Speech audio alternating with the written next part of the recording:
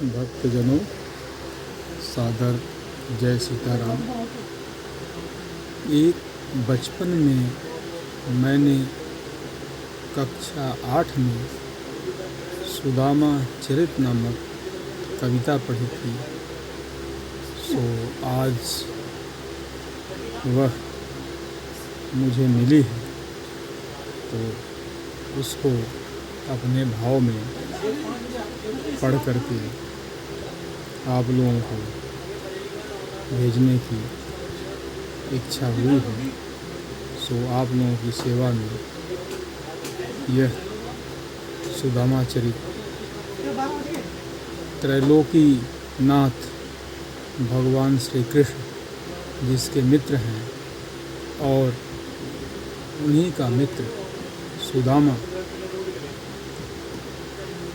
तीनों लोक में सबसे दरिद्र गरीब ब्राह्मण है।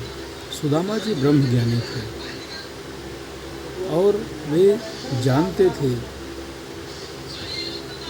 कि ब्राह्मण का काम भिक्षा मांगना है। वे अपने मित्र के पास मर्यादा में रह करके नहीं जाना चाहते थे, लेकिन उनकी धर्मपत्नी सुशीला ने उनको बड़ा रोज़ कहता रहते फोर्स करके भेजी है। और जैसे भेजी है, ये पता करते करते पैदल बिना चप्पल जूते के, बिना कपड़े के, मैला कुचैला कपड़ा पहने और सवा पाव कोदो लेकर के भगवान श्री कृष्ण के द्वारिकापुरी गेट पे खड़े हो जाते हैं।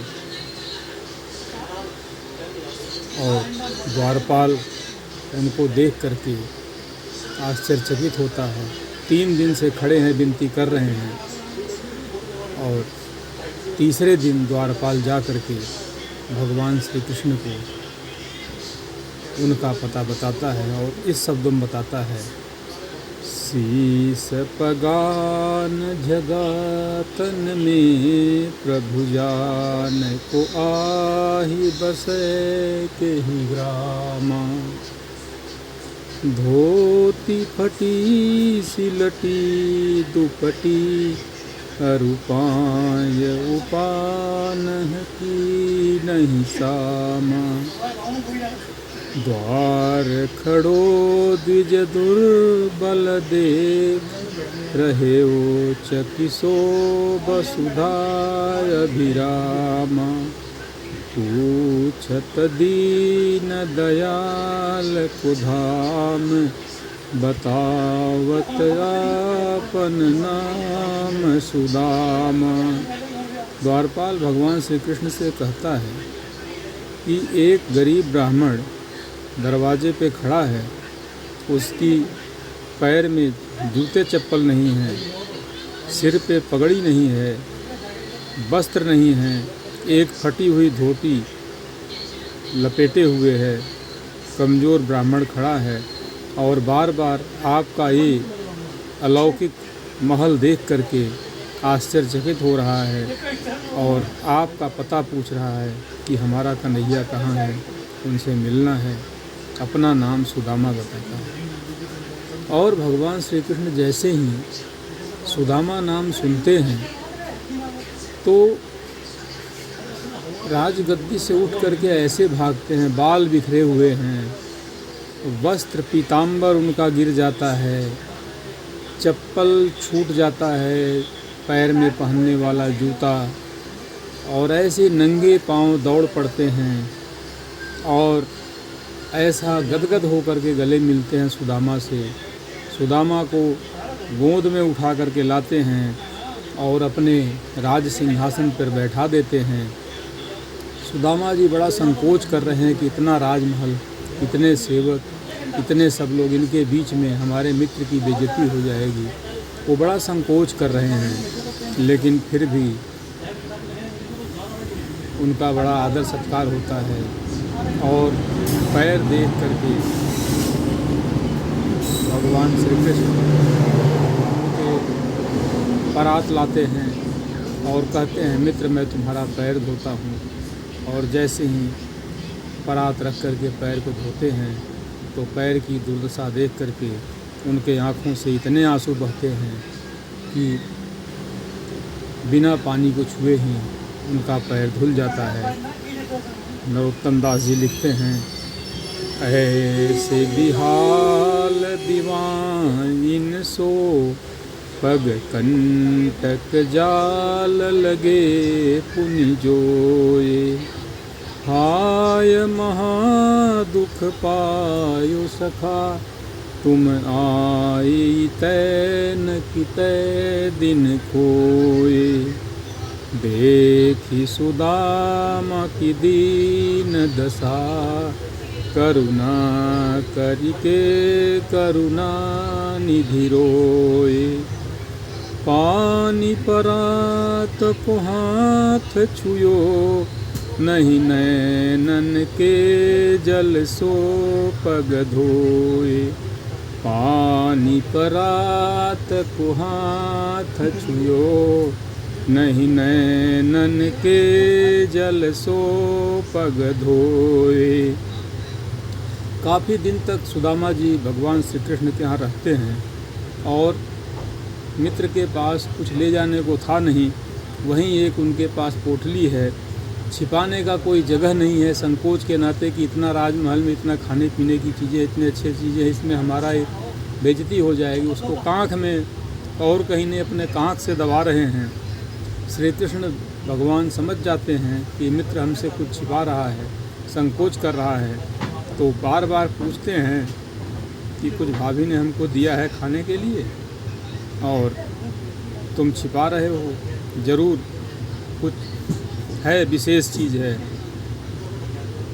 कछु भाभी हमको दियो सो तुम काहे न देत, चापी पोठरी कांख में रहे कहो के ही हेतु, आगे चना गुरु मात दये तो लए तुम चाबी हमें नहीं दीने, श्याम कहो मुस्काय सुदामा सो चोरी की बान में हो जु कवीने, पोटरी कांख में चापी रहे तुम खोलत नाही सुधारस भीने, पाछिली बानी तजी न जो तुम तैसे ही भाभी के तंदुल कीने।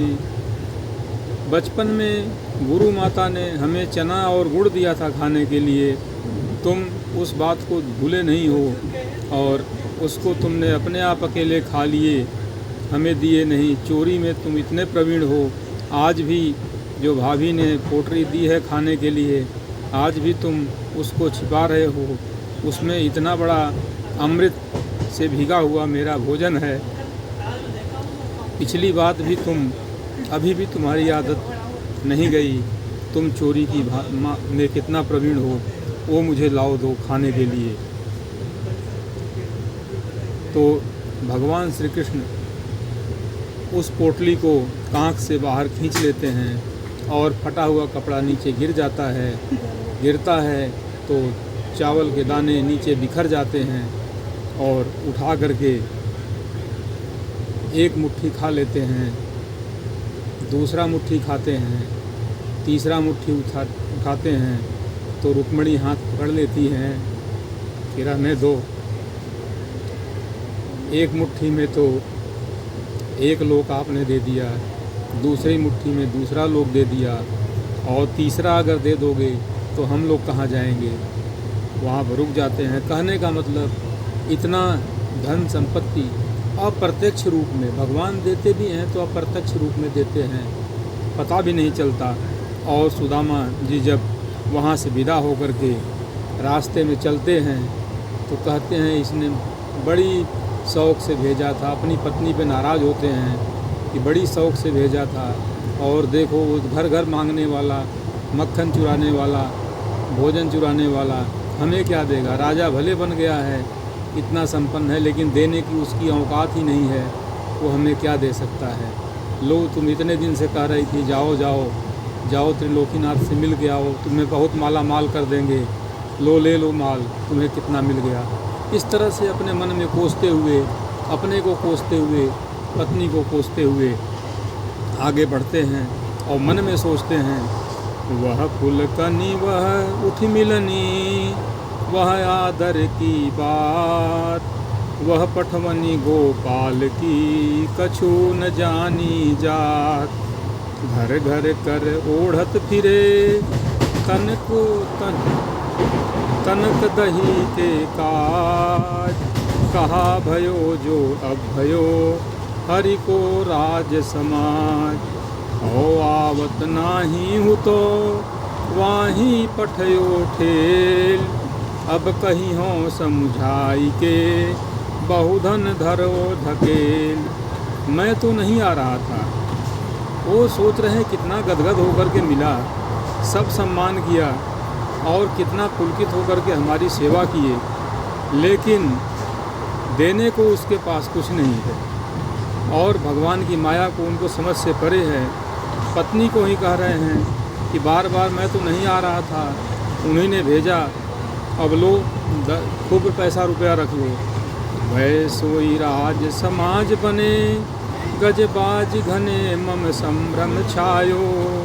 कहीं दोपहर कहु मार्ग भूल की फेरी के मैं अब द्वारिका आयो। भवन बिलोक को मन लोचत सोचत ही सब गाँव मझायो। पूछत पांडे फिर सब यूँ पर झोपड़ी को कहूँ खोज न पायो। कह वह टूटी सी छानी हती, कह कंचन के अब धाम सुहावत। कह पग में पनही न होती, कह लय गजराज जा ठाढ़े महावत। भूमि कठोर पे रात कटे, कह कोमल सेज पे नींद न आवत। कह जुर तो नहीं कोदो सवा, प्रभु परताप के दाखन भावत।